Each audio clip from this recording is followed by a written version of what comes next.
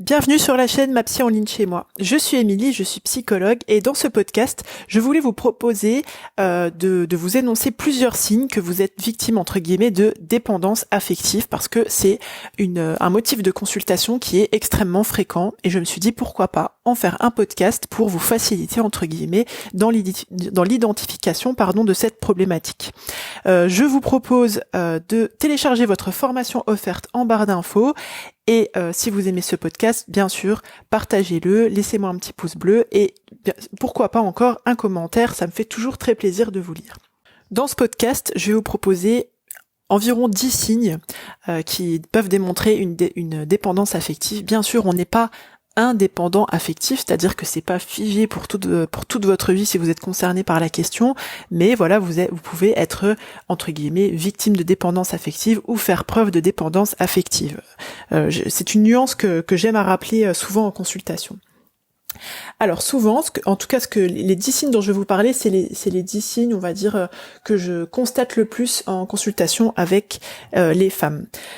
Il y a un premier signe que je constate extrêmement souvent, c'est l'idée que la croyance consciente ou inconsciente que notre bien-être dépend de celui de notre entourage. C'est-à-dire que si notre conjoint est bien, il est heureux, il est de bonne humeur, nous aussi on va être bien, on va être heureuse, on va être de bonne humeur. Par contre, si vous voyez que votre conjoint rentre du travail, peu importe, ou de sa journée de sport ou d'une rencontre avec les copains, et vous allez le voir un petit peu contrarié, vous allez avoir tendance à être vous-même contrarié, comme si vous allez absorber entre guillemets ces émotions, voire même penser que c'est de votre faute. Donc là, c'est un signe assez courant, si je peux dire ça comme ça, de dépendance affective.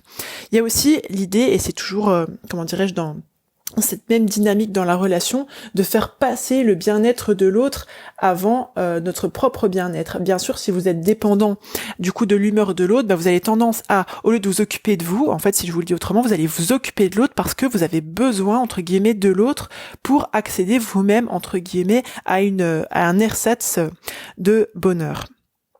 Et puis il y a aussi cette incapacité de faire seul les choses, incapacité d'aller seul en course, incapacité d'aller seul au cinéma, incapacité d'aller seul à la bibliothèque.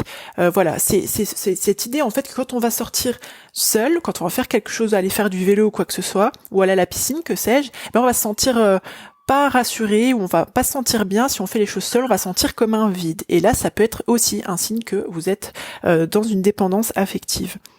Et puis dans cette idée en fait de faire les choses seules, au-delà du fait de faire des activités seules, il y a aussi la question fréquente de la prise de décision. Cette incapacité en fait c'est que vous voyez, quand vous avez une décision à prendre, souvent vous allez consulter les gens, et ça c'est normal, c'est pas un signe que vous êtes dépendant affectif.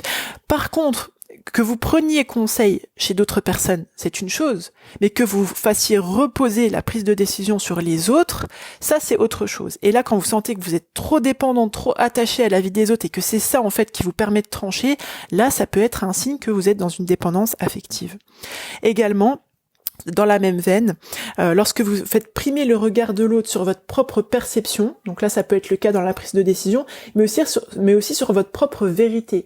Si vous venez avec une émotion de tristesse et on vous dit non, t'as pas à être triste, voilà, on dénie votre sentiment, etc. Et que là que vous commencez à douter, à vous dire ah ouais non, peut-être que je devrais pas être comme ci ou comme ça, là c'est que vous faites primer le regard de l'autre sur votre, comme je vous disais, entre guillemets, votre vérité ou sur votre perception de la situation, et là ça peut être aussi le signe que vous êtes dans une dépendance affective. Ah oui, petite parenthèse, quand je dis que vous êtes dans une dépendance affective, c'est pas forcément à une seule personne. En général même, ça se balade entre guillemets de personne à personne, de conjoint en conjoint, ça passe du parent sur le conjoint. Voilà, c'est un problème de fond en fait, c'est pas forcément un problème de la personne avec qui vous êtes. Un autre signe de dépendance affective, c'est quand on attend de l'autre qu'il soit toujours celui ou celle qui nous rassure. Quand on est un petit peu anxieux, qu'on a un petit stress vis-à-vis d'une situation, et bien quand on est toujours à appeler une copine, un parent, une amie, que sais-je, parce qu'on se sent en fait pas bien émotionnellement et qu'on appelle quelqu'un parce qu'on sait mais c'est systématique en fait. Je veux dire que tout à chacun le fasse de temps en temps. Vous voyez, c'est aussi une question de jauge.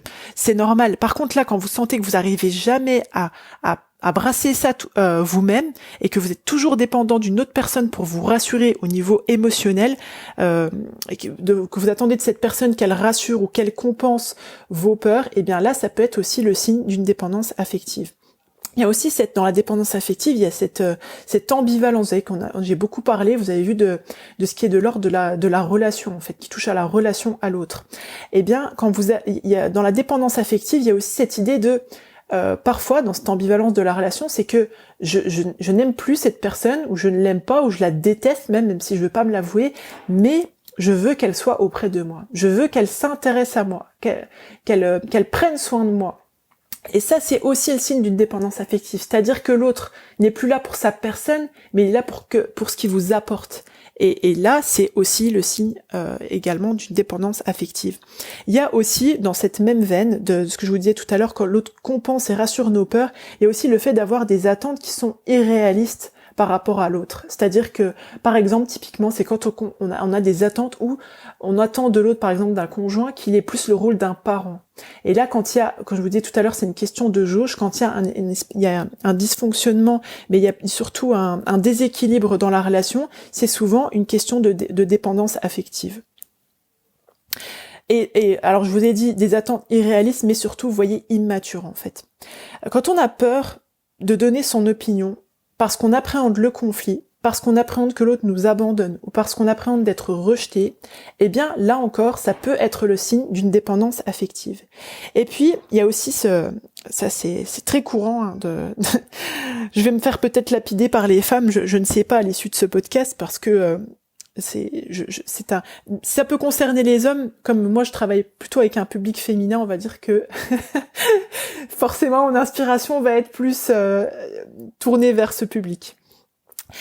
Et lorsqu'on est frustré parce qu'on n'a pas l'attention que nous on estime de devoir avoir, eh bien là, peut être aussi un signe de dépendance affective. Si vous pestez souvent parce que, oui, de toute façon, elle me demande jamais après moi, on me demande pas de mes nouvelles, vous voyez, quand vous avez beaucoup d'attentes comme ça et que finalement ça vous génère de la frustration, de la colère, eh bien c'est aussi un signe de dépendance affective. Parce que, de toute façon, tout simplement, j'ai envie de vous dire, vous avez envie d'avoir des nouvelles de quelqu'un, prenez votre téléphone et appelez la personne ou envoyez un message. Mais quand vous commencez à voir que voilà, vous avez cette frustration, cette colère, etc., parce que vous attendez qu'on vous donne un certain type d'attention, qu'on vous appelle, qu'on vous envoie des messages à une fréquence spécifique, il est fort probable que vous soyez également dans une dépendance affective. Voilà.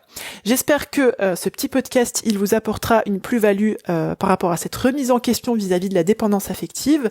Je vous rappelle que je vous offre cette formation, les 3 secrets pour réaliser un travail sur soi efficace, donc qui est complètement dans cette thématique que je vous offre. C'est une formation qui est offerte. Vous pouvez la retrouver en barre d'infos. Si vous avez aimé ce petit podcast, n'hésitez pas à me laisser un petit pouce, un petit commentaire si ça vous évoque quelque chose. C'est toujours avec plaisir que je vous lis. Et d'ici le prochain podcast, je vous dis, n'oubliez pas que vous êtes la première personne à bénéficier du crédit que vous accordez à votre existence. Et je vous dis à bientôt. Bye bye.